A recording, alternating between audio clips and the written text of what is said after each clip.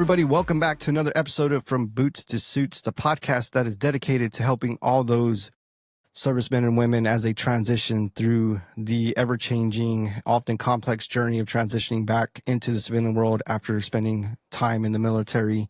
We have a very special guest, a guest that we've been excited to have on the show for some time now, Mr. Bryan Escobedo of Combined Arms. Bryan, welcome to the show. Hey, thanks for having me. No, thank you for being here. Hey, before we get into the show, I just wanted to throw out some numbers here that I pulled out from Combined Arms and what you guys do.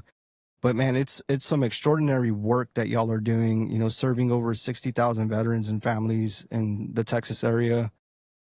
In 2023, over 26,000 veterans and service members, working with over 250 veteran nonprofit organizations that are vetted through you guys through a very rigorous vetting process. And then, you know, most impressive is the access of 1,500, you know, different services that you guys have access to help veterans and just help veterans and families navigate through challenges that they're facing in the community, and really doing so much work in the community. And just wanted to, you know, point that out of what Combined Arms does on a very surface level, but it goes far deeper than what these numbers say. Could you just, before we get into Combined Arms, would you tell us a little bit about your story, how you got there and how you got to where you're at today? Yeah, absolutely. So I'm here in Houston, Texas. This is where I was born and raised. I was about 16 when 9/11 happened, and I was a heavy metal kid, so I had blue hair and piercings and stuff, you know, and spike chains and all that good stuff. But I was in JROTC, so I had a respect for the military. I didn't really want to join.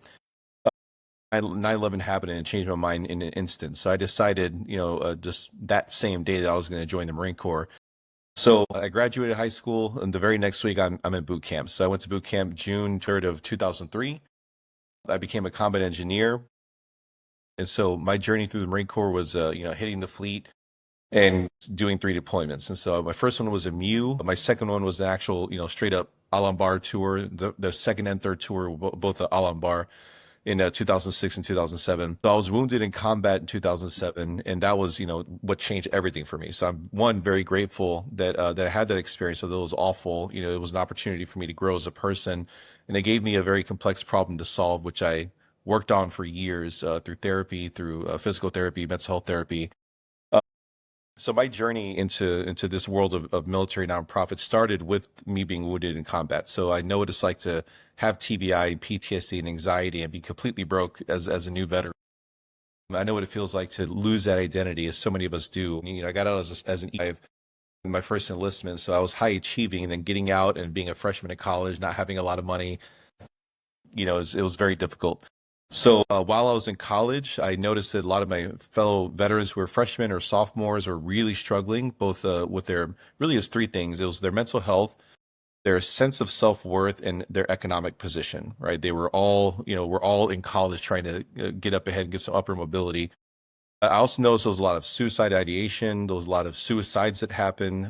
And the second year I was out, I met a guy named John Bursler. He's the founder of Lone Star Veterans Association and Combined Arms. He's the brainchild behind. He's also the former Veteran Experience Officer of the VA. Amazing guy. He's a Marine Corps combat veteran. So he gave me an opportunity to lead and to join him in building our first nonprofit organization.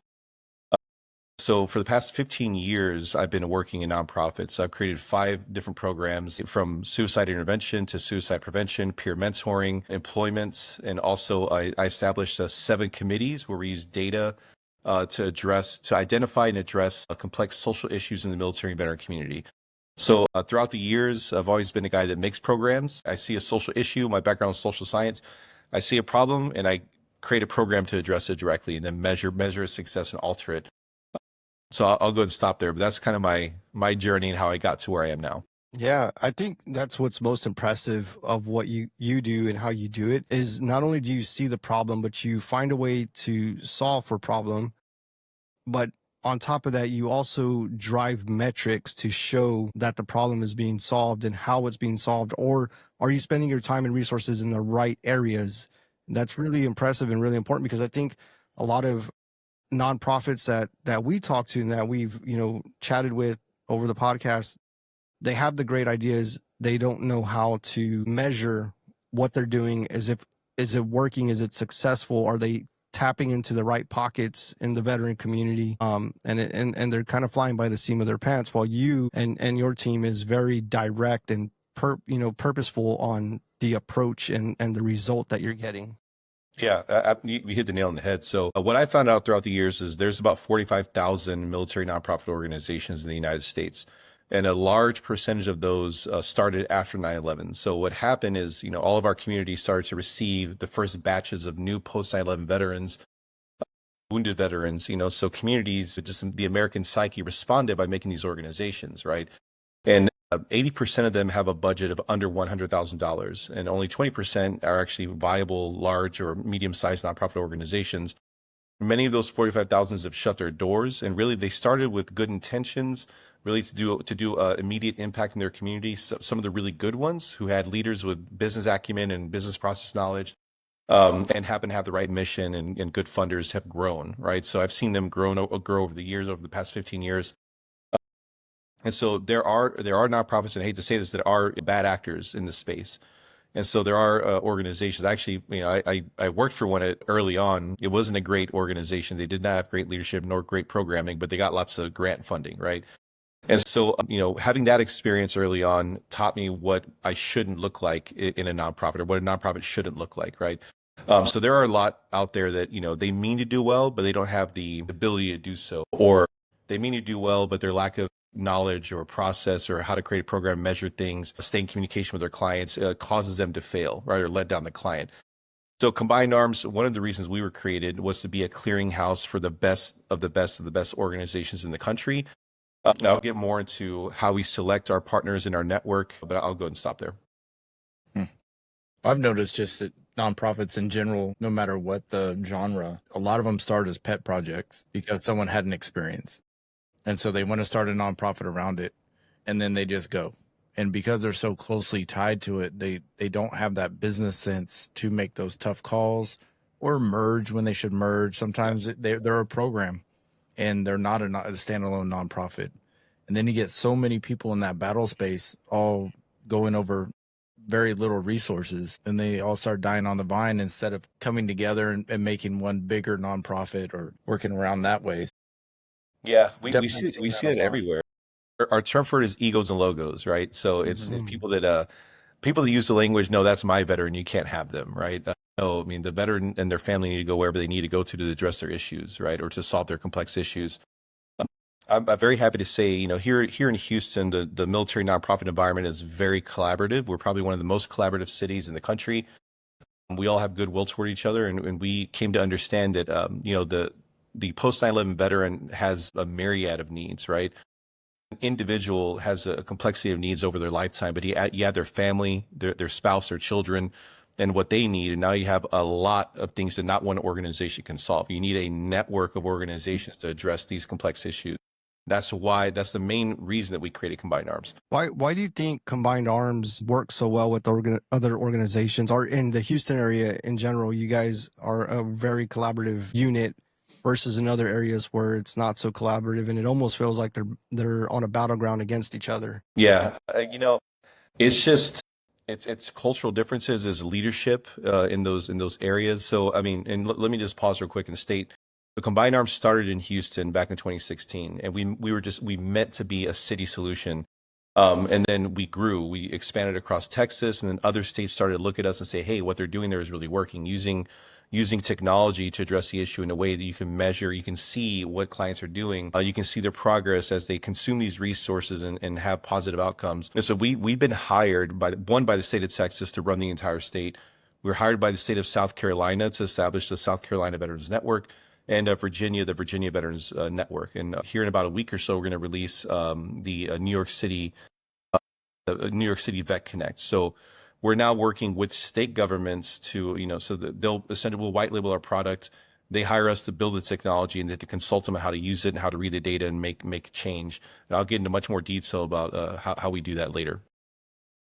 Do you think you guys stand out amongst others because you're so technology based, and it's almost like you're a SaaS company or SaaS organization that has the mission of helping veterans on top of it, and so you're very technology based and you use the resources and technology available today to help understand what those needs are? Do you think that's what is the biggest difference in your organization versus others?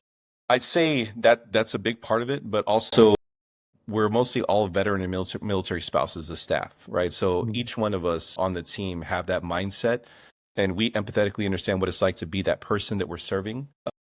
I think it's a major component. Our CEO is a guy named Mike Hutchings. He's an Army Ranger, heavy combat veteran from Afghanistan. He's just an excellent leader. He's really made our organization and empowered everybody in our organization to really live our company virtue, our company values.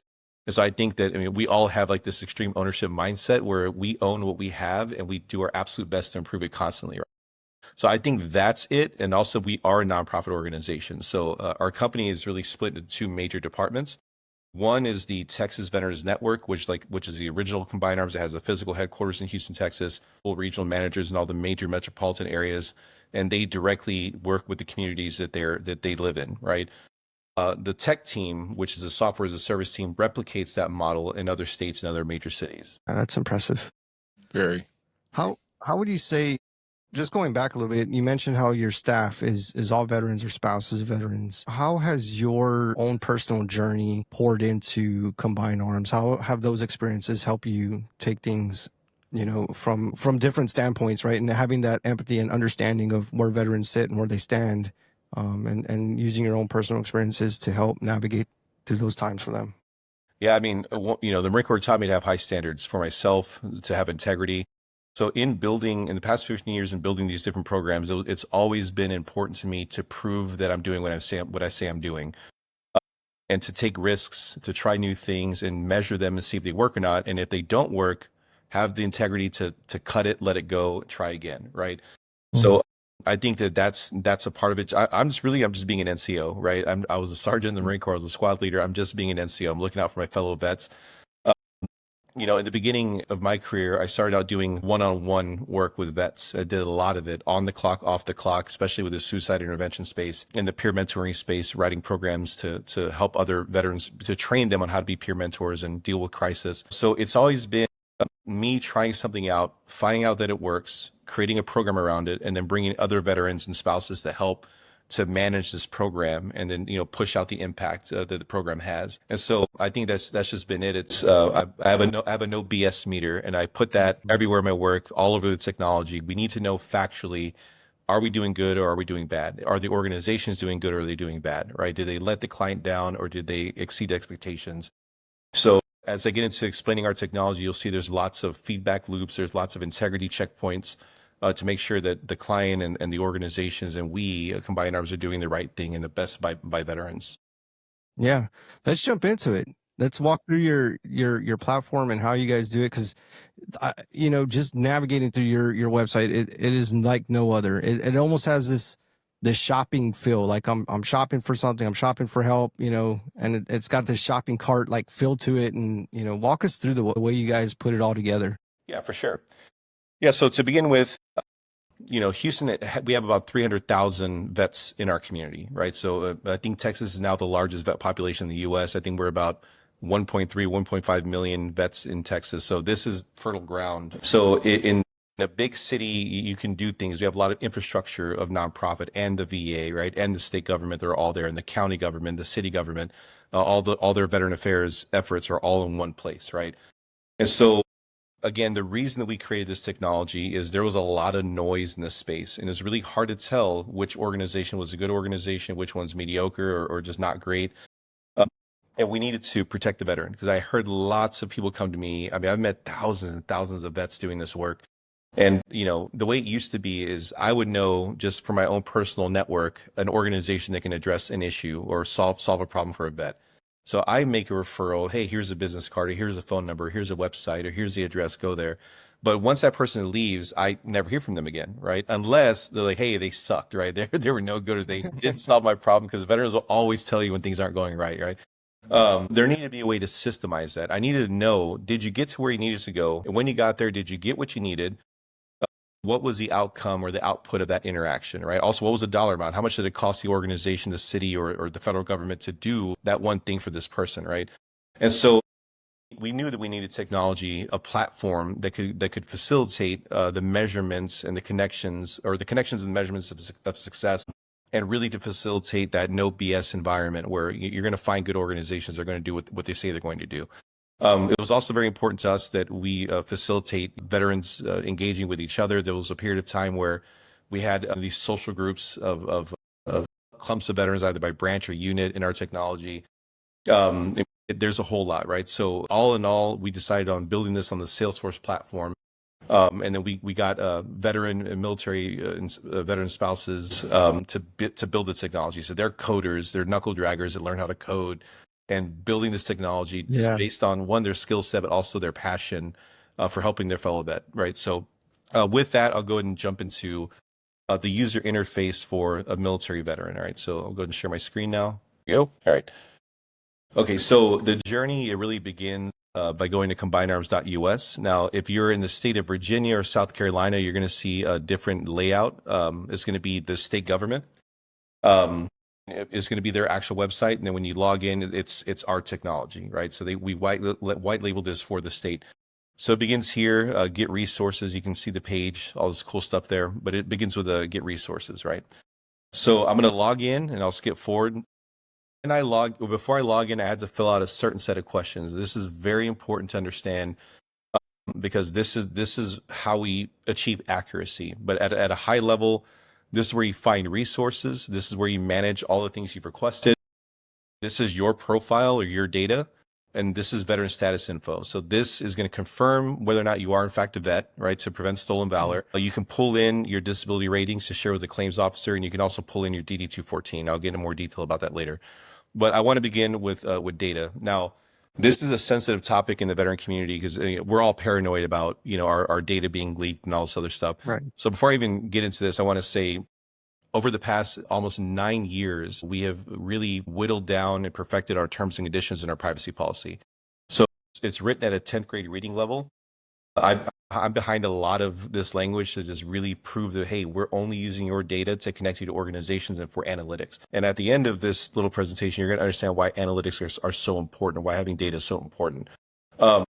Really, most veterans don't have an issue once they see the value proposition of this marketplace that we have that's all free for them and their families. It's well worth the ticket of having to fill out this data. But I want to go through this. So the very first thing we want to know is, who are you? Are you veteran, retired, in active reserve, active military, guard, reserve, family supporter? So these are the primary identities. These are your secondary identities. So I can be any one of these other things. Now, we specifically have these here because there's a resource in the system for this constituency, right? So if you say I'm also this person, then now the system is going to present those options to you. So it's curated specifically to you, the person that's navigating the website. So we need the biographic info. So if it has an asterisk, it's necessary.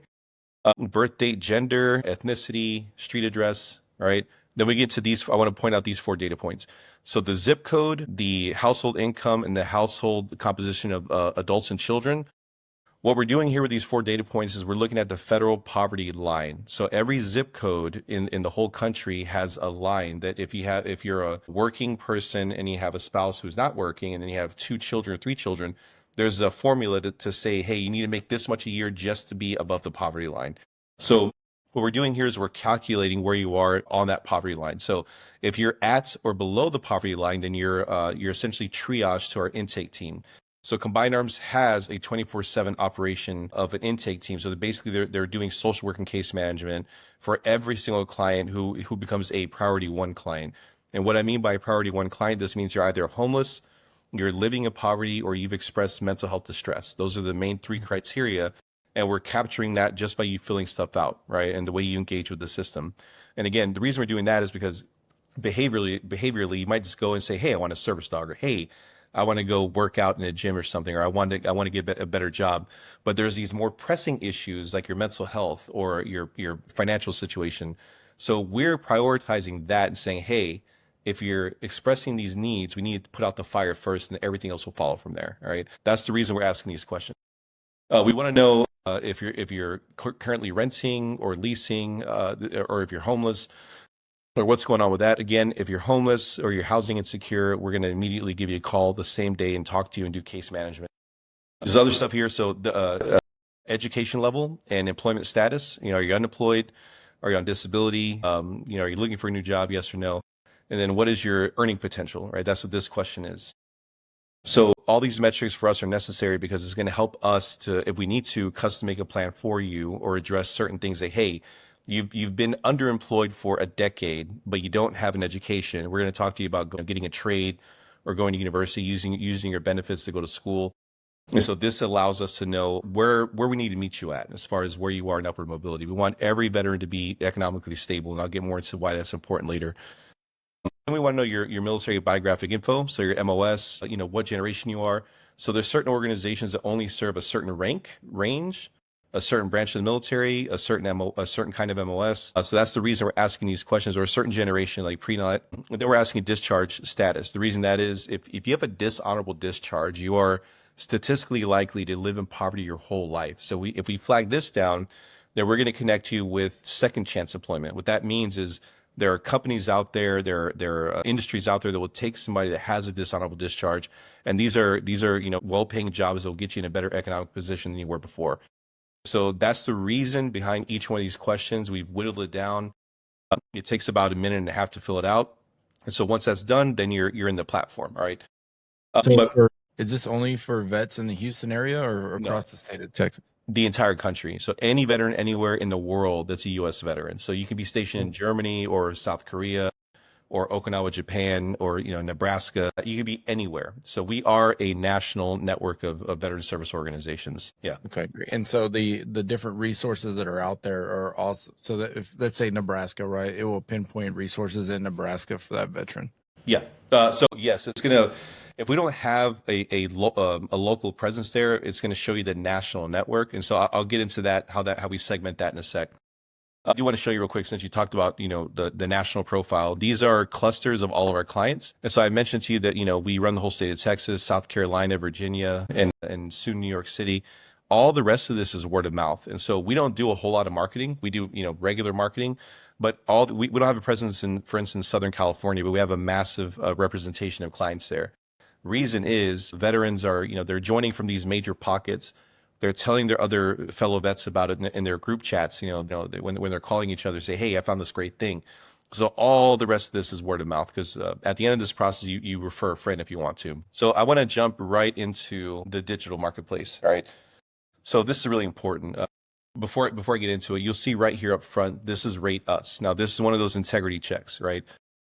So if I'm an organization and I've served you, then I'm going to report an outcome so that we have the evidence that you did what you said you're going to do. As soon as you close the case as an organization, the veteran's going to get a text message on their phone. And if they log in and they didn't respond to the text message, they'll see this screen here, right? So this is going to allow me on a 5-star rating system to rate my experience.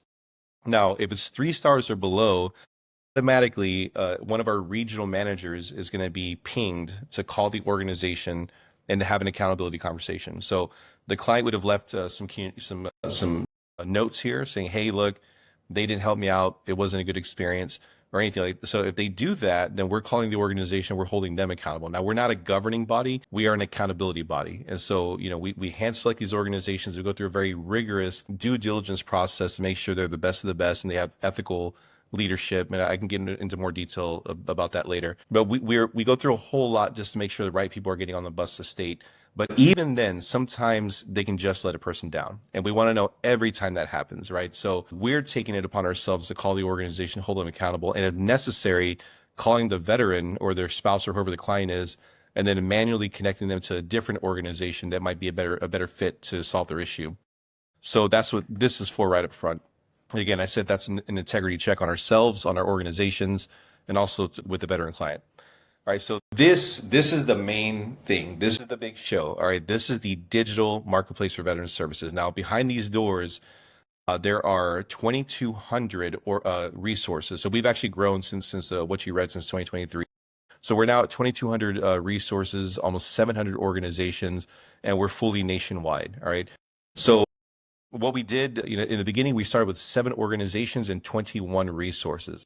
And so we doubled in size in the first 6 months. And at that point, I was one of the first 2 employees. I'm also one of the co-founders. And so me and my buddy, Bryan, there was only 2 of us. We're like, hey, we need to clump these together and figure out how to bucket them in unique buckets or unique verticals. So we got markers out and we got, okay, they do this resource, employment or mental health or legal services, and we clumped them all together and then we create these categories, right? And so then the software is engineered to follow from these major verticals or these major lines of effort. And so, for instance, if we go to, let's say, career services, this is typically the most popular thing that veterans request. If I'm in this major category, now I have all these subfilters, all right? So these are all the subcategories of career services that we have available.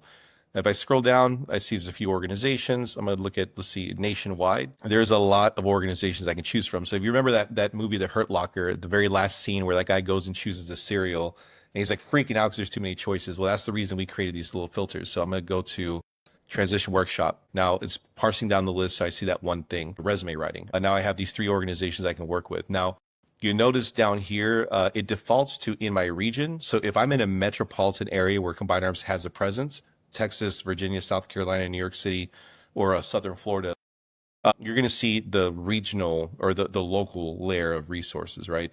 Because we've mapped out that area. So if I'm in a rural area in Texas or anywhere in the country, and or let's use the example of Texas because this test client is based in Houston. So if I'm looking at my state, then I can see all the state resources if I'm in a rural area. So that means I'm far away from a metropolitan area. I don't want to drive 4 hours to Dallas just to get services. So the state of Texas can cover everybody in the state, right? And so let's say I'm in Nebraska or I'm stationed in South Korea, then I'm going to see the national layer of organizations. Now remember, I'm just on this one thing, resume writing. So now, what's that? 5 organizations I can select, right? So I read the synopsis. I take a look at, what they say, and then I select one of them. All right. So now one thing, the client can't choose 2 organizations to work with for the same thing. So if I choose resume writing, I choose Wounded Warrior Project, I can't also select Next Stop, right? And the reason we do that is 1, we want to reduce redundancy, and 2, we want to prevent organizations competing against each other for the same thing. Because, they have to raise their funds. Every client they serve costs them money. So we don't want them spending money on one client when another organization is already doing that stuff, right? Yeah. So all I need to do now, and I can also select 10 in one sitting, but no more than 10. We learned the hard way that, a lot of veterans get really excited. They'll get like 30 different resources, and then they're getting 30 phone calls from 30 organizations. We don't want that. That's why we limit it to 10. Overwhelming. Yeah, too overwhelming. So we'll put a little message in here. Now the client can write whatever they want. Now this message is going to go directly to a point of contact who has a contract with us to respond to them within 72 hours. And so the moment that I press connect now, a clock has started. Now this clock is counting in the back end and it's counting to 72 hours. So at 48 hours, if the organization has not reached out to the client, then it's going to ping it's going to ping the organization, say, hey, you got 24 hours left. At 72 hours and 1 second, the regional manager is alerted and the organization's alerted, hey, you're out of our agreement, you're out of compliance. And then we're calling them and holding them accountable and getting them back up to standard. I'm very proud to say that as of today, the global response time for all of our organizations is 17 hours. That means that you're getting a call the same day when you connect with somebody with Combined Arms. So I seen something real quick. I seen something up there about spouse readiness. So as a veteran, I'm applying to one of the services here. At that moment, is it ability for my wife, for instance, to be able to get some help to deal with my PTSD or anxiety, depression situations so she can know how to, or spouses can know how to take care of us? Yes, absolutely there is. Yeah. Okay. Yeah. So let me break that down. So our constituencies we serve are active duty military, veteran, the spouse of either active duty or a veteran, the caregiver, the Gold Star family member, and interpreters from Iraq and Afghanistan that are here on the SIV visa or the special immigrant visa. So those are all of our constituencies. So all 2,200 resources have at least one item under all those major categories for all of those different groups of people, right? So yes, spouses can absolutely use this. So they can make a profile. They have to just say that they're a spouse. If you say you're a spouse, then the system is going to expose spouse relevant resources, right? If you don't say you're a spouse, you're not going to see any of that stuff. Got it. Yeah. Right on. Okay. So this is just a real high level of the technology and what it is. Now, again, veterans can come back as much as they want to, as long as they wrap things up with one organization. They can go to a different one for the same thing, and they can come. There's no limit to how many times they can come back. I do want to point out a couple other things. It is important to really wrap your head around how much stuff is in here. So I can directly get in contact with the VA from here, right? So if I'm not enrolled in the VA, I can get connected to the VA. So we have people at the VA that are waiting for your referral, and they will call you directly, right? I'm going to go through a few of these. So fitness. Now, fitness isn't everywhere. We happen to have a nonprofit gym in Houston at Combined Arms at our headquarters. We do jiu-jitsu, Muay Thai, CrossFit, powerlifting, HIIT, high intensity interval training, and we do yoga, right? So we have all those services, and I've seen this because I'm in Houston. Some other places they also have fitness programs, or RWB has a presence there. Workshops. This is really a lot of professional development or personal development stuff. Vets love to use this. Social life, these are the actual camaraderie events. So again, if your area has veteran socials and these are available for you to connect with, this is really popular. You'll find in the earlier years, it would be careers. I want to make more money. The very second thing is I want to be socially connected to the veteran community. And it's powerful that that's the trend of the data over when we now have 85,000 clients. Legal assistance, this is all pro bono legal services, is based on your income. So if you make, I think 30%, if you're 30% over the poverty line, I think you qualify for most of these legal services. And again, they're both local and there's national legal services. That's everything from wills and probates to consumer, all kinds of stuff, family law, just no criminal stuff. But you will find Veterans Court. If there is a Veterans Court available, you can also do Veterans Court as well. Mental wellness, we have everything from TBI to PTSD, anxiety, depression treatment, MST specific treatment, all that stuff. Now, I want to pause here for a sec because we have a lot to offer in mental health: addiction counseling, family counseling, substance abuse treatment, outpatient care. And so I'll take a moment just to kind of talk about this. So we are the technology behind the Veteran Wellness Alliance. So George W. Bush has his presidential center in Dallas on the SMU campus. So President Bush, really out of the kindness of his heart, continued his legacies, his best legacies from his presidency. One of those was veteran services, right? So the Bush Institute decided to establish the Veteran Wellness Alliance. So this is mental health treatment, brain health treatment, substance abuse treatment in all 50 states and all territories that any veteran anywhere can get served for free. And again, that's brain health, that's mental health, that's substance abuse stuff. It's straight up virtual counseling, or it can be even intensive inpatient or inpatient outpatient treatment. So let's say, and I'm sure you guys have been there, all right? You have a soldier, right?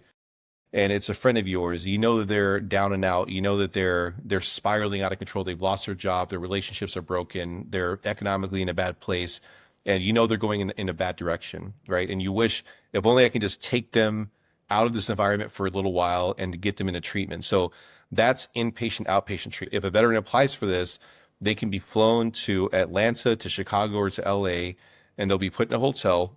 And across the street is the mental health center. So they'll go spend an entire day, 5 days a week there, six days a week there for about 2 weeks doing this intensive treatment. And I'll tell you, it is transformational what happens to people when they put that much work in, right? So I've done every form of mental health therapy you can think of. So I value talk therapy, right? But when when I have 1 hour with the psychologist, I have a whole book of stuff I need to cover. I have 1 hour to read a chapter, right? But I need to read multiple chapters to really get into the space. So when you do inpatient, outpatient, now you're 2 weeks straight addressing it for hours a day. I mean, it is transformational. So again, this is available, and I say this to people: you might not need this now, but know how to use this. This is a free tool for the veteran and military community. It is a free tool. You can use it, and you can help other people use it as well. That's why we have so many referrals, friend referrals all over the country. I'm going to go back real quick and cover a few more of these. Career services, again, we looked at that. Life wellness, this is all things like alternative therapies, like yoga, meditation, equine therapy. Volunteer engagement, believe it or not, we find that, veterans that first come to us, they're typically trying to put out a fire.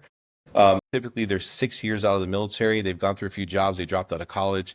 Now they want to finish school, get a better job, get some help with their mortgage or their rent, stuff like that, right? So then once that's all taken care of, they come back. Now they want the social life. Now they want alternative therapies, or now they'll do mental health care after they've already taken care of the initial, the big rocks, right? But volunteer engagement, after a while, once a veteran's in good standing and they're kind of stabilized, we see a lot of movement toward volunteering because, as you know, it's an all volunteer force, right? We have this sense of serving the greater good. And so this is important as far as reestablishing a positive post-military identity, is continuing to serve. So there's lots of different programs in there. I mean, things, becoming a mentor, doing stuff like the Mission Continues, where you're doing service projects, right? Service project volunteer, doing disaster response, so deploying to an actual natural disaster for a week and just whipping it on, helping people out, getting deep into helping people. So we find that people that do this have a very high life satisfaction, and they feel like, okay, I've really found myself, or the parallel of my military self, in serving the community. So I love to see that, and it is a remarkable thing, but that's why we have it there. Well, you know what stands out the most is a lot of times there's this stigma to when you talk about veterans and you talk about resources, you automatically want to tend to believe that when you talk veteran resources, you're talking about very specific things like mental health or finances, helping them stay, from going homeless or whatever the case may be. And those two things. But in your platform, you have so much more than those things. It's more about, do you want to look at career changes? Do you want help with, resumes or career changes, getting into volunteer work, whatever the case may be? There's so much more from a resource standpoint than what we automatically think when you connect veteran and resources. You automatically just tend to believe that it's mental health or finances or something like that. You think struggle right away. And a lot of times it's not struggle. It's just finding purpose. It's finding the next thing. It's, finding that quality of life. Absolutely. Yeah. That's what the data suggests. It follows Maslow's hierarchy of needs. So first is putting out the fire, then all the other things are prioritized after you take care of the main foundation. But at the pinnacle of Maslow's hierarchy of needs is self-actualization. And that means you have become a respectable, more dignified version of your previous self, right? You can't do that when you're thick in the woods of being homeless or being in poverty or being underemployed. It's very difficult to achieve self-actualization when these external forces are pushing down your self-esteem, your sense of self-worth, and so on. So we do see that once the fire is put out, veterans want to continue to move toward self-actualization, which is really cool. It's telling of the resilience of the military veteran mind. Right. Yeah. So what's one of your higher utilized areas that you see? Where do you get the most foot traffic? It's going to be anything dealing with upper mobility and social connection. So when I say upper mobility, I mean getting a better job or getting a better education so that you have a higher earning potential. Those are always the number one things. And so then veteran benefit, to me, it also falls into the category of upper mobility because, if you get your claim, if you get your 50 or become hundo air, you get your 100%. Then now you're in a better economic position, right? So those are the main things that the most common things people are asking for. They come in for one of those things, they leave with 3 on average. So most clients would come in and get about 3 things. Unless they're a high need client, they'll get on average about 7 things. Yeah. So just a few more just to touch on these. Education, we work directly with universities, colleges, and trade schools. Some are national, some are regional. That way, again, you can use your benefits. This also has like education and advising. So if you don't know what you need to do or what direction you need to go in, you can go there and find the resources. Homeless assistance, this goes directly to our intake team. So if you click on this, we are going to call you. We're going to case manage you. So the case management piece is awesome. We've improved it over about 7 years. All right. Over 7 years, we've really whittled down the process where we're measuring all the dimensions of your life.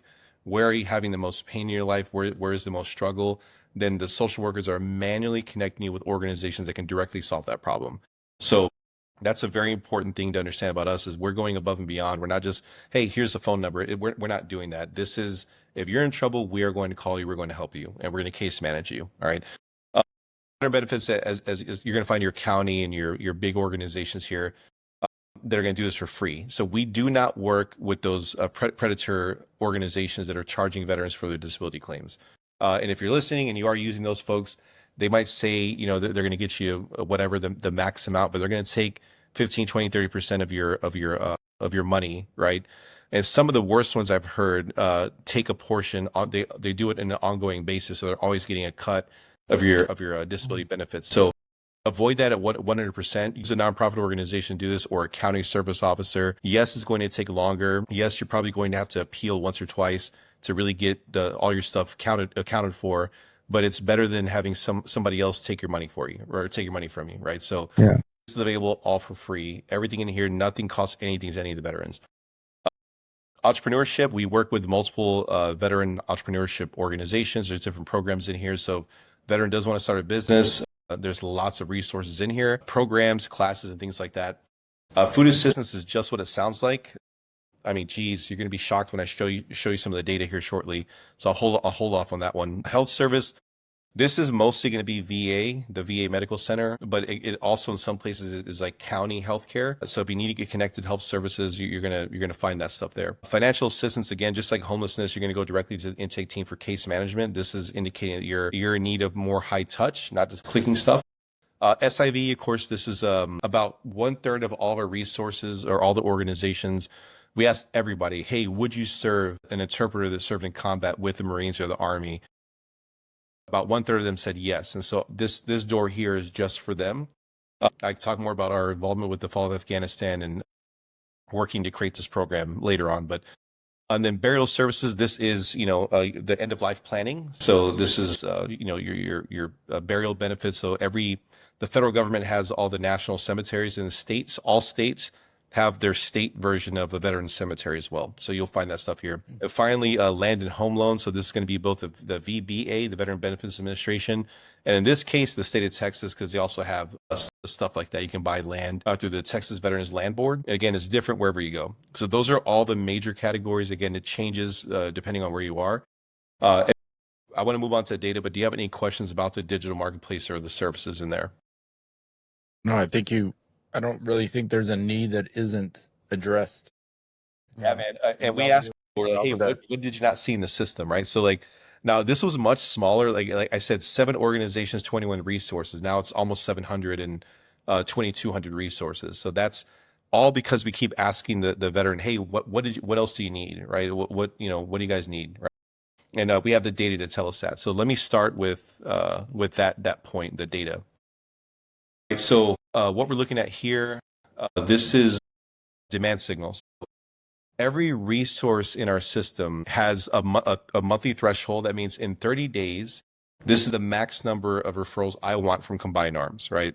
Second thing, it has all this DNA in it. So it has a definition of success, an output or an outcome defined, has a description of the resource, it's assigned to a certain category and subcategory. And we have the POCs, and I already mentioned threshold. The reason this is important is because we have a clear understanding of supply and demand at any given time. So if there's a major disaster or there's a major veteran crisis or a crisis in the veteran community, we can see exactly how much supply we have to address that issue directly. Now, what you're looking at here, this is demand signal month over month. So let's look at career services here. This is just 21 and 22. We have all the way to 25 here. But you look here, if that one means we exceeded 100%. This means that in the month of February, we went to 240% past capacity. And so when this happens for a few months, we then go into our network and say, okay, there's clearly very high demand here. We need to bring on more organizations. So then we go in, we bring on more organizations, and the numbers start to dip down. So now we have more supply for the growing demand of that one particular thing. And you can see the trend lines here. Here you're going to see, so one in March and April, this is resource referral. So this is our social workers dealing with tier 1 clients. In the month of March, we went 800% past capacity. So of course we grew our operation because of this. And you see the numbers are very, very, very high here. And I'll get more into more detail about what causes these spikes. So the reason this is important is because this is one of many views that we have to understand what are veterans asking for, right? So if you think about the federal government's budget or a state government's budget or a city or a county's budget for veteran affairs, they're doing a lot of this budgeting based off of assumption. Now, you guys know, like I do, that the narrative about veterans is that we're broken, we have PTSD. About maybe 10 years after 9/11, I saw just a massive slew of movies. They're all about veterans going crazy, right? Or being broke or whatever, being broken because of PTSD. Like, that's not the truth about us. And y'all know that, right? So many of us are successful. So many of us are high functioning, but that's what the media portrays us to be. So, we want to know what is the truth, all right? So if early on, there was a lot of investment in suicide prevention and PTSD therapy, so there was no grants available for things like upper mobility, or there weren't enough grants available for that. And so, it turns out that mental health resources have never gone above 8% of demand, or 8% of the actual supply ever. So it's never exceeded 8%. But things like resource social work have gone to 800%. Things like career services are consistently above, almost exceeding or close to exceeding demand. So this tells us that economic upward mobility is more important to veterans than mental health care, right? And that it's really, as I mentioned earlier, it's a journey. First, get in a better economic position, then you're going to deal with your self-actualization, or you're dealing with the issues that you may be going through, right? So that's what the data tells us. All right. So I wanted to point that out.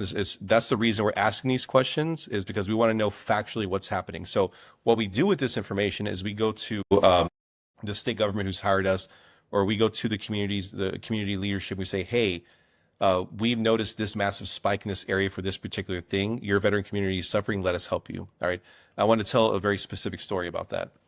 So this is one of 2,200 resources. This is called food resource requests. So you saw we have a food section. So if a veteran is hungry and they need food, we are going to help them. All right. We're going to distribute food to them. We're going to get them something. Now, oh, sorry. Let me get back in here. Hopefully it didn't log me out. Here we go. Okay, so we first entered this resource into the technology back in 2017, and we had 113 unique people say, hey, I need food, right? I don't have enough money to pay for food.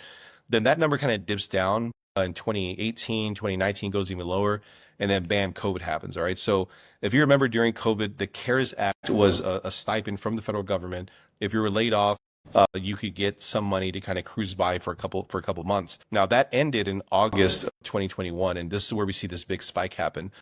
This is a 440% spike, upward trajectory, right? So when we saw that, our data team said, wait a minute, there's something wrong here. There's a massive spike. It came out of nowhere. It's going like this. The question that we asked is, who is causing it and where are they? All right. Now, earlier you saw the clients telling us their street address and their demographic information, their military service.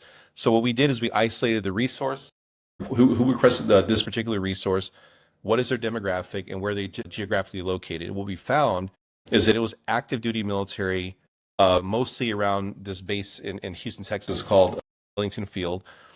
Was E5 or below, married, spouse not working, with on average 2 children. That was the common person causing the spike. So what we did is we went to the base command, because we go there for TAPS every quarter, and we showed them the data. We said, look, we have evidence that your people here are suffering. And one, they were shocked that we had that information. They're like, how the heck did you get this? Like, well, they enrolled for services, they selected services, and we analyze the data. Now, mind you, all this data is anonymous. So the client is never named. We don't know anything about their identity.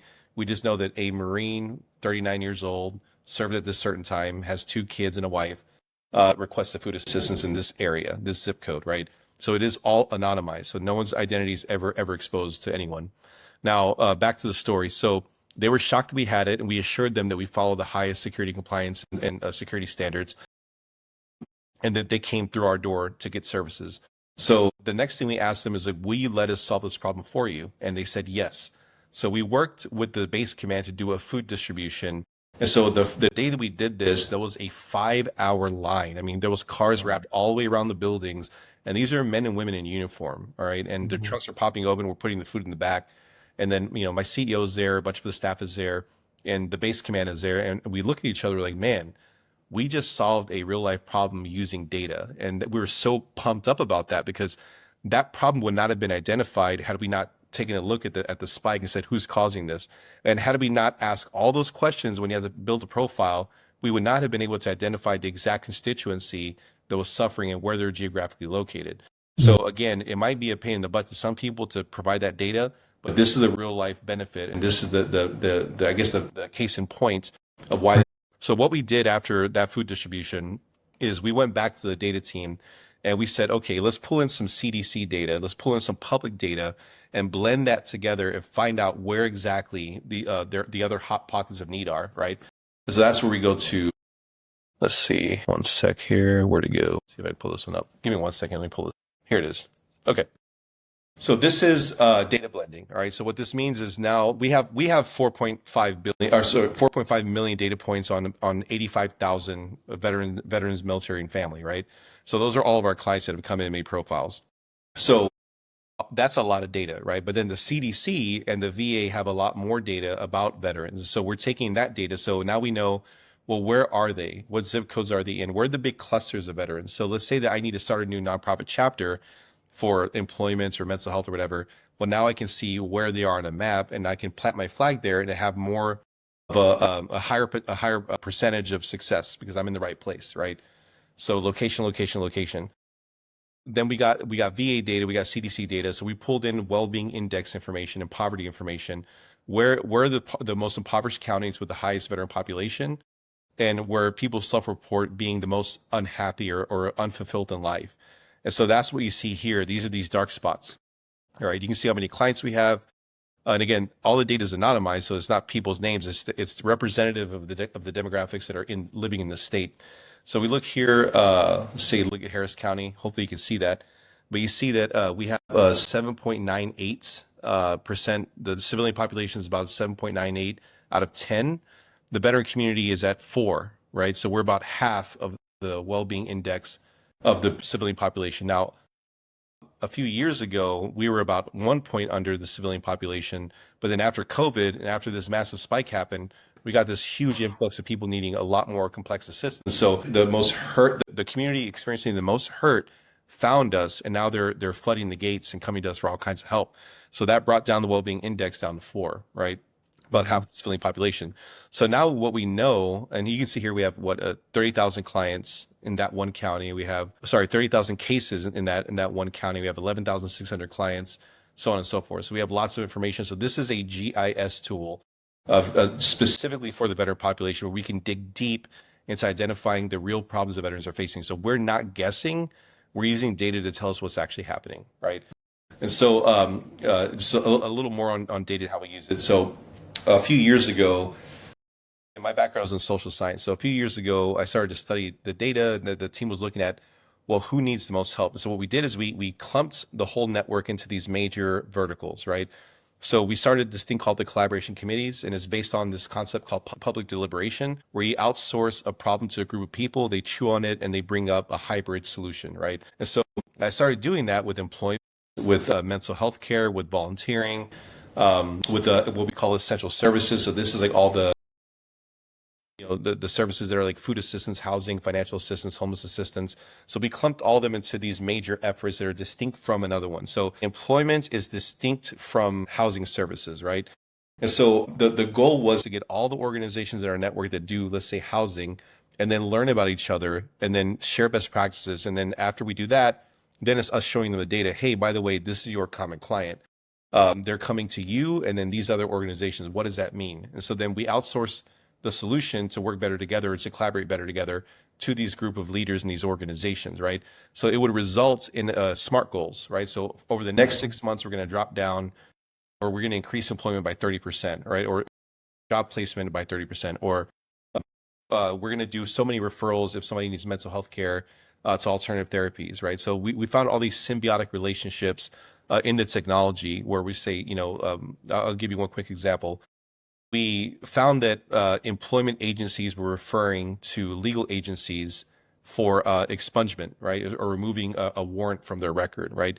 So when we dug into this and we started interviewing the organizations, we found that, oh yeah, well, we got a briefing from Lone Star Legal Aid. They say that, if the warrant for their arrest is an impedance to them getting employment, then we have a judge that will remove it, right? Because it's now causing them poverty. And so then we got everybody together and said, hey guys, this is the official SOP.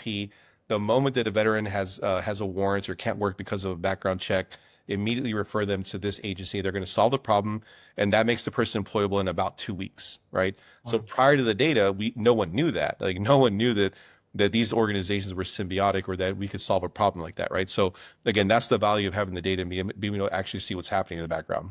Yeah. All right, I'll go ahead and stop there. Comments, questions. I mean, it's impressive how much data that y'all gather and able to utilize that data in a very unique way. Do you find that it's in some of the rural areas where you're out in the country areas, Texas is big and there's a lot of land everywhere. Do you find that it's harder to get resources out to veterans that are out in those areas, or finding that you guys have y'all found a way to solve for that too? Yes, I'm very proud to say that. So a lot of this is just luck, right? So luck and effort, we seize at the right time. It used to be that if you're in a rural area, you couldn't really get services easily, right? You have VFW and American Legion and Masonic Hall, and that's it, right? But or churches, right? So after COVID, everybody went digital. So every nonprofit found out how to stay alive by delivering their services virtually. As long as that rural veteran has internet connection, they can receive about 99% of all the services that any of our organizations offer.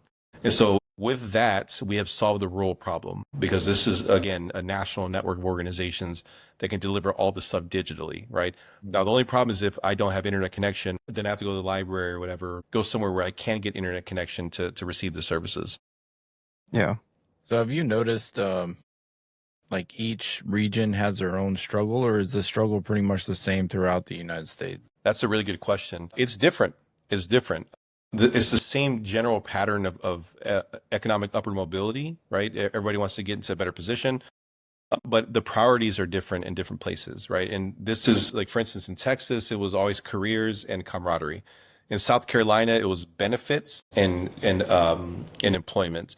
In Virginia, believe it or not, a whole lot of people are seeking wellness, right? So wellness and benefits are a much higher priority.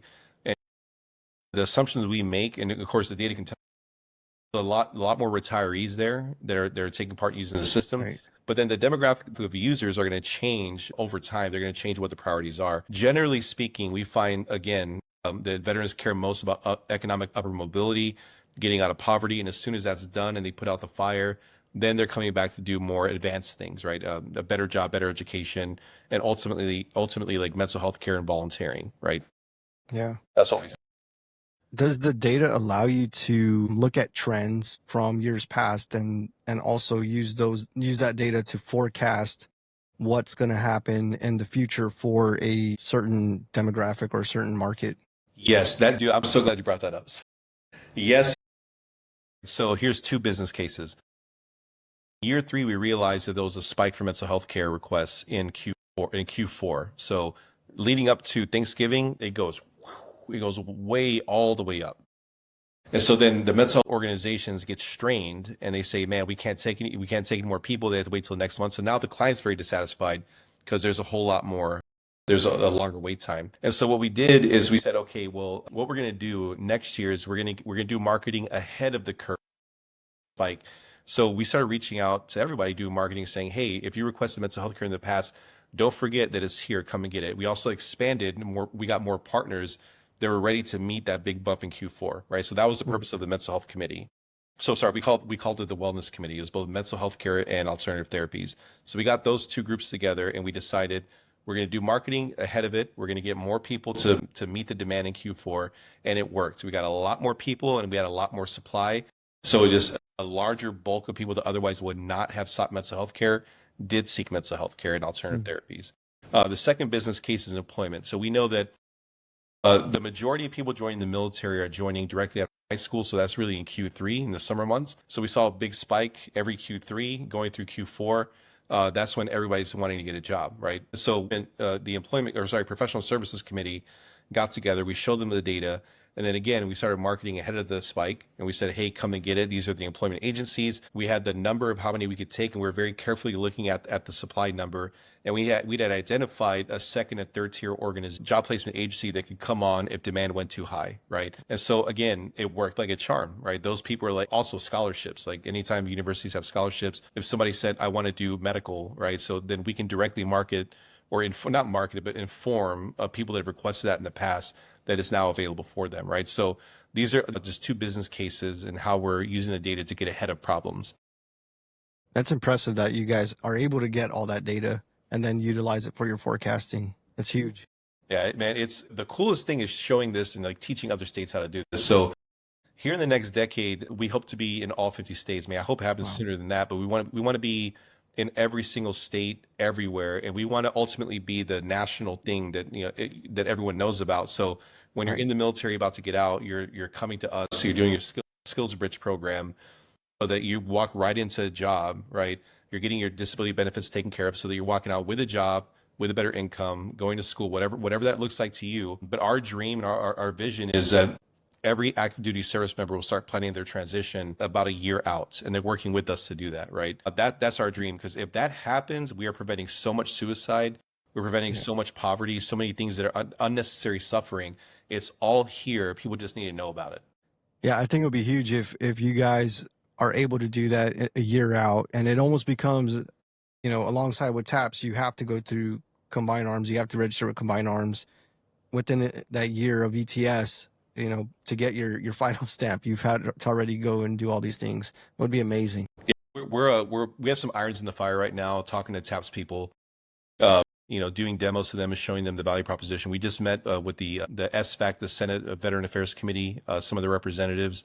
We showed them the technology and said earnestly to them, look, you know, TAPS can be good for certain things, but it's a one size fits all, right? It's a dream of mine that one day we'll have biospecific medicine for our bodies, but right now it's the same pill for every person, right? That doesn't work. Right. Some people are gonna have a bad reaction to that pill, right? Or to that medicine. So likewise, your transition plan is completely unique to you. TAPS doesn't go that granular, and it doesn't allow that marketplace experience, right? Where we can say, okay, people like you need this thing, right? So have you thought about this particular resource, right? And so that's where we're going. We do have a third iteration of our technology. So what you saw today was 2.0.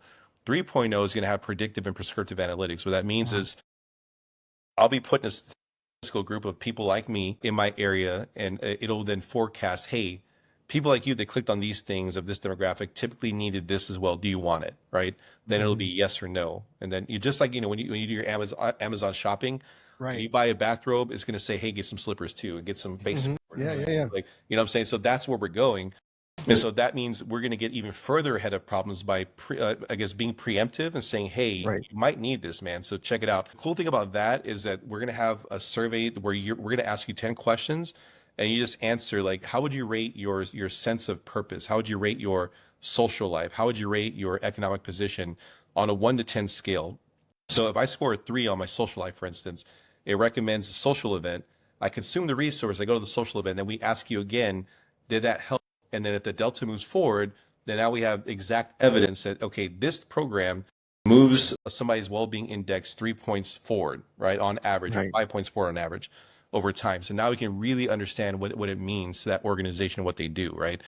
So in doing so, we're going to be able to completely transform the entire veteran services industry, because we're measuring the efficacy of the program itself, of the unique resource itself, and how that impacts individuals over time. Yeah, that's impressive. That's huge. And to your point, nobody's transition is ever going to be the same. It's never going to look the same. It's not a one size fit all, because, you know, you could be a husband, sole provider with 3 kids, and right next to you is one of your soldiers getting out that, you know, has no family. It's completely different outlooks, you know, and a lot of things that we find, you know, the more people we talk to, one of the biggest things that is not considered when they get out is, oh crap, I got to pay for benefits now. I got to pay for my health insurance now. And I was not expecting to pay $1,000 plus to have my whole entire family on, you know, my company's benefits. And, you know, when they start looking at their finances and what they need to make, and they don't consider, you know, the benefits that, you know, we cuss our military benefits all day long when we're in the service. Oh, they suck. TRICARE sucks and all this until you're paying, you know, $1,000 for them in the civilian world. And it's expensive, and we don't consider those things enough when we're looking at getting out. You guys are doing fabulous work. You guys are really going to change the dynamic of what the veteran life looks like, you know, and you've already done that, but you're going to continue to change that and evolve it. If an organization wants to get involved with you guys, what does that vetting process look like? How do they go about doing that? Yeah, man.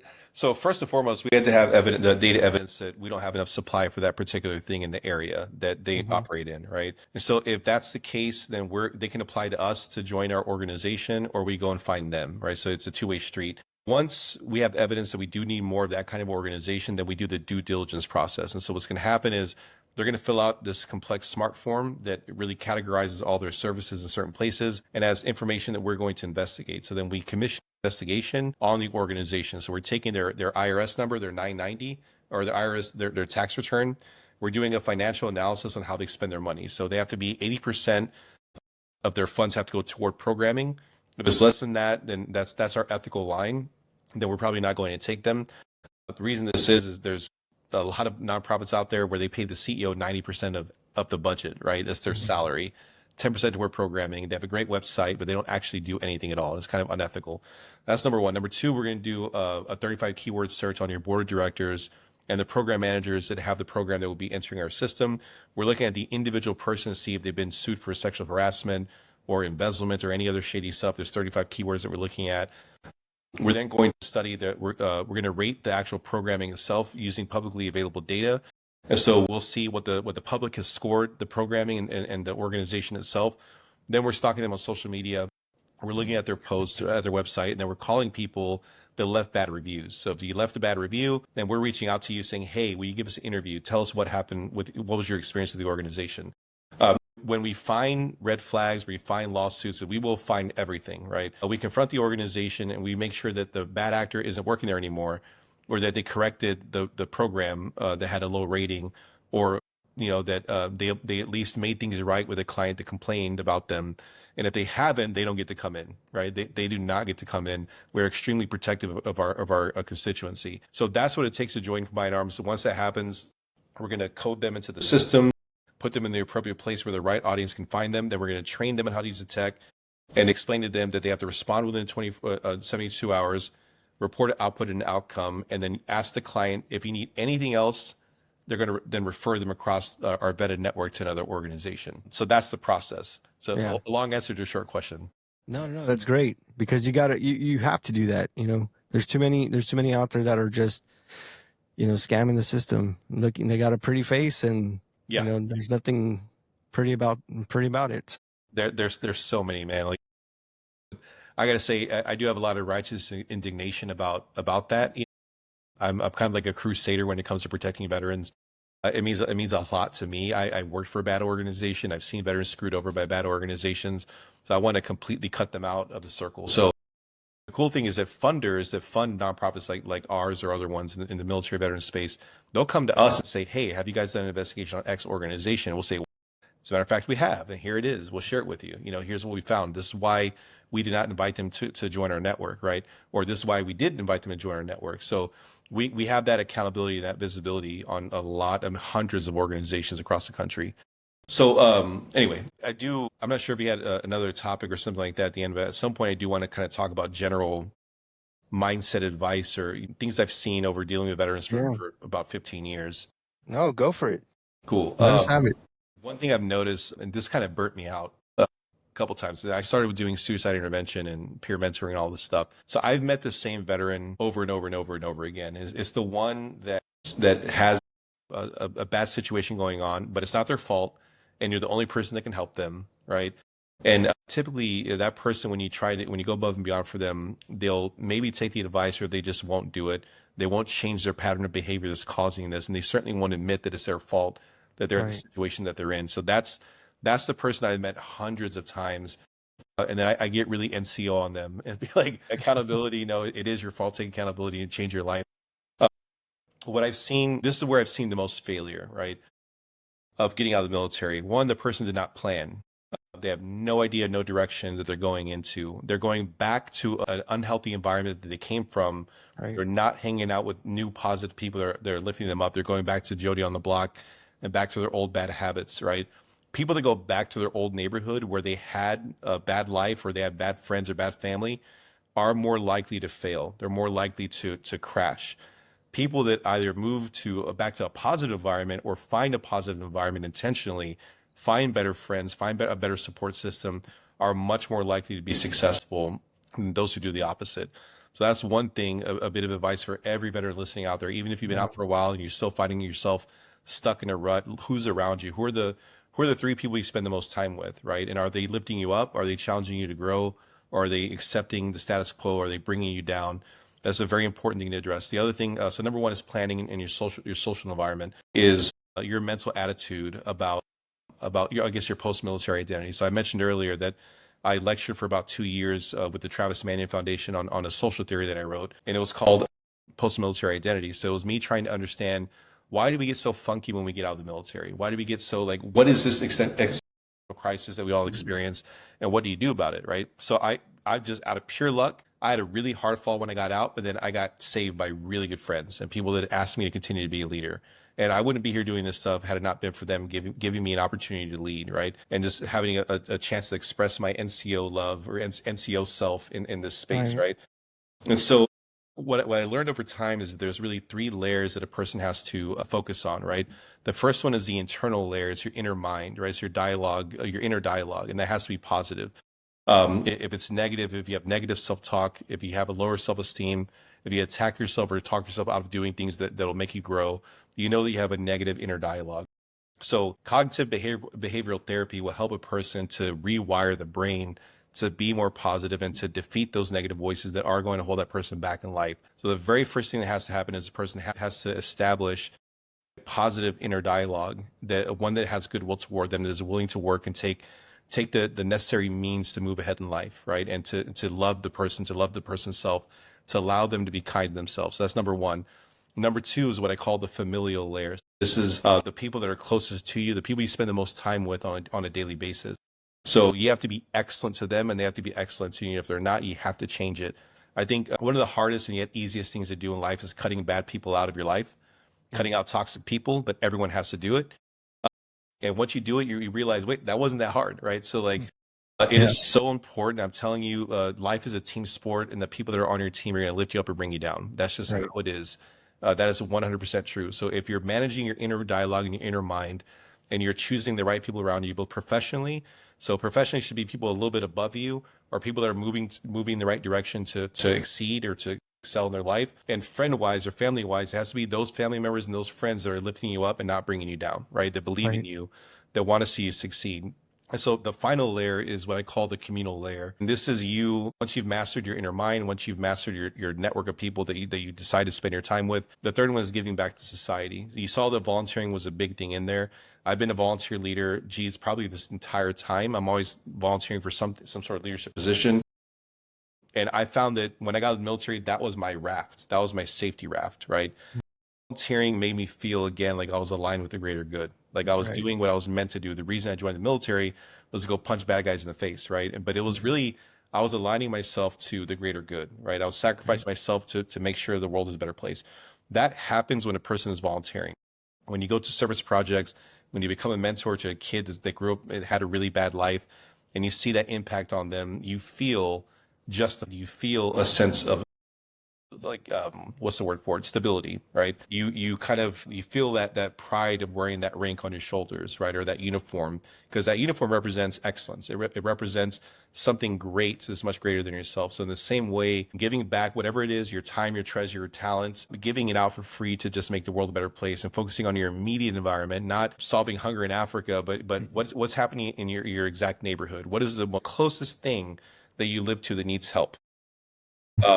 So those are the three things I want to leave with people from what I've learned over time, my own personal view and philosophy of life, because I think that ultimately everything that I'm doing here with Combined Arms is really helping people to get better in those three areas. And if you are solid in those three areas, or if you didn't even realize that there's three areas you need to work in, knowing it and moving with intention toward it, it's simply going to make your life better. I think you said something there, is be intentional, right? Be intentional with what you're doing and who you're with.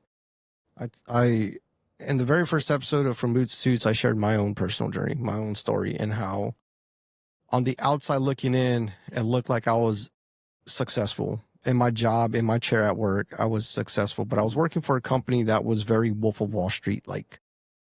And what that led to was the same behaviors of constantly drinking, always around alcohol. And it was affecting my life. It was affecting my growth. It was affecting my family, to the point where when I had to quit, I had to push people away. I left the company. You know, those weren't my friends. Those weren't the people that I needed to surround myself around. They were only good when you were being successful, making them more money, right? But I also had to push my family away for a long time. And that was the hardest thing. But once I got through it and I could come back and be around them again, and it was all good. But all those things, those hard initial things that I did in the infancy stages of making those changes in my life, led to where I am 6 years down the road, 6 years down, do things that I never thought I would be able to do. Career wise, community wise, I coach our softball team for our little ones. My daughter, she's 6, and JR's daughter, I've been coaching them for 3 years now. And I wouldn't be able to have done those things if I was probably would have ended up in jail or in prison or just 6 feet under, at that point, because I was such in a bad way. And on the outside looking in, I look like a normal, healthy, happy person. but underneath the surface, behind closed doors, I was in bad shape. Yeah. And a lot of people don't realize. And when I share my story, people are like, I would have never thought that about you. Veterans are really good at hiding their deepest, darkest demons. And it sucks when you find out the hard way when they give up. You know, I think, first of all, thank you for sharing that, man. That's a very powerful story. And I think that's, I'm proud of you for having faced and directly dealt with things that are holding you back. I mean, that it is uncommon, but it's possible. I think from what I've said and from what you said, I mean, it's good for people to hear this because it's entirely possible. And yes, it's very hard, but if you want to make your life better, you're the only one that can make it happen, you know, and I commend you for what you've done there. Yeah, appreciate it. Thank you. I owe a lot to a Vietnam veteran here in San Antonio. Quentes with the San Antonio Coalition for Veterans here in San Antonio. Like, I owe a lot to him. I had him on the podcast a couple of weeks ago. But that's the thing too is you've got to make you've got to make the changes. You got to change, but you don't have to walk it alone because there's so many veterans out there that have done that walk and are willing to step in and walk alongside you as well. And there's resources out there. There's plenty of resources to help get you to that place. And, you know, again, it's all about prepare, because a lot of times veterans end up in a state of mind because they failed to prepare for that transition. They thought it was going to be a whole lot easier. They thought they had it all figured out. And then failure after failure or things fall through the cracks and the weight of the world starts to compile on their shoulders, and then they end up in situations where they feel like they can't get out of. Yeah, 100%, man. That's so true. I think, you know, sorry, something you said just kind of resonated with me deeply. We find people along the path that are willing to help us out, you know, and that is so cool that you had. I mean, I can name my few people that helped me really get ahead or come out of bad places, you know. And like I said, life is a team sport. So, I mean, with Combined Arms, anybody who's listening to this, check it out. You might not need it, but you know somebody who does. And I think it's so important to be informed of the resources that are out there. And just because you're doing good now doesn't mean that life's going to, you know, go down at some point, or you're going to spiral at some point. And that's, you know, that's why I really like the concept of buddy checks, because you don't really know what people are doing until you ask them, right? And then when you ask them and they do need help, what resources do you have to help them out, right? So I think that, you know, I say that people are kind of like cars, and that you can't drive them forever without a check engine light coming on, and you don't ignore a check engine light, your car's going to crash, right? So you have to go get a tune-up. So for me, that's physical fitness, that's eating well, that's mental health therapy. Even though I've really subdued PTSD, anxiety, and depression, it still happens sometimes, right? Like, and when I least expect it, is still, you know, those Memorial Day a couple of years ago where I had some serious flashbacks, and I was not expecting that because I'm well into this successful career, and I thought I was all straight, you know, and like, no, it hit me, right? And so I knew what to do. I called the VA, called my psychologist, said, hey, I am not doing good. I need help, right? And I did 6 months of therapy after years of having not done it, right? And so it's never really over. There's ebbs and flows, but one, having a good team, knowing what to do when things get really hard, and knowing where to go for help or help other people is, I think, extremely important, man. Because again, this is a team sport. Yeah. Well, it's not only that, but also admitting that you need that help. I mean, that's the big thing there is, you know, you had the personal strength to raise your hand and say, hey, I need some more help. Because I mean, all the resources in the world can be at your feet, but if you're not gonna, you know, have the courage to use them, I mean, you know, there's that personal accountability piece on that too. It sucks that we're not allowed to be vulnerable. You know, we're in the military. We're not, you know, like, you don't talk about your feelings. You push it down intentionally, and then there's no decompression. Like, the task program is not preparing you to, like, okay, you can be sensitive and vulnerable now. You know, like, it doesn't do that. You know, so that's I mean, that's got to be one of the hardest things culturally with the veteran community. Is just saying I need help, right? Or I'm weak right now. There's so many people that, like, their deaths could have been avoided had they just had less pride, right? Had they just had a little more humility and take the risk and say, I do need help, because God, life is so much better afterward, right? Yeah, Really is. Bryan, thank you so much for being with us. Thank you for your time. Thank you for all that you do, and Combined Arms. You guys are amazing. The work that y'all are doing, and the future that y'all see the veteran community going, and with the technology, it's just amazing. For anyone listening out there, go on the website, Combined Arms, check it out, look through the different resources they have, sign up. If there's something that you feel like, hey, maybe I do need to look into something, it doesn't hurt to reach out and have that talk with somebody. absolutely. Good stuff, man. Thank y'all for having me on the show. I appreciate it. Yeah, thank you. Yeah, I appreciate It was you. great. Man, man, so just I couldn't thank you enough. Like truly couldn't thank you enough. Thank you so much, brother. Appreciate you, man. Guys, this is awesome. I appreciate the conversation, where your hearts are at. And I love that you guys take your own time to do this, to inform other people, to educate people. It's awesome to see it, man. I love meeting people like y'all. I appreciate it. We're trying. Likewise. We're trying, but it's more like the more people we talk to and meet, and we're just like, man, there's so many great people out there that are in this community, in this space, and it's just amazing to see all the work that's going into it. And hopefully, and for me, it's like if we just change one person's life, then this whole thing is worth it. Definitely. I know you are. I mean, I know you guys are affecting a lot of people. That's good stuff, man. Awesome, Well, brother. keep us also in the loop. Keep us in your Rolodex. Right on. And, if there's any updates or anything like that, we'd love to have you back on and just talk. I mean, this program is mind blowing. I know just for me personally, the story, this kind of off topic a little bit, but just that story about the food insecurity and that it was the enlisted members. Normally you think food insecurity, okay, it's an older vet, Vietnam era vet, but it's active duty members that you think have all the resources that they would ever need. Why is this happening? And this is very eye opening. So on that point, the reason they have those resources when they're active duty, but they had too much pride. Mm-hmm. They didn't want to raise their hand and say, "I need help, sir," or "I need help, sergeant." Right? And that sucks.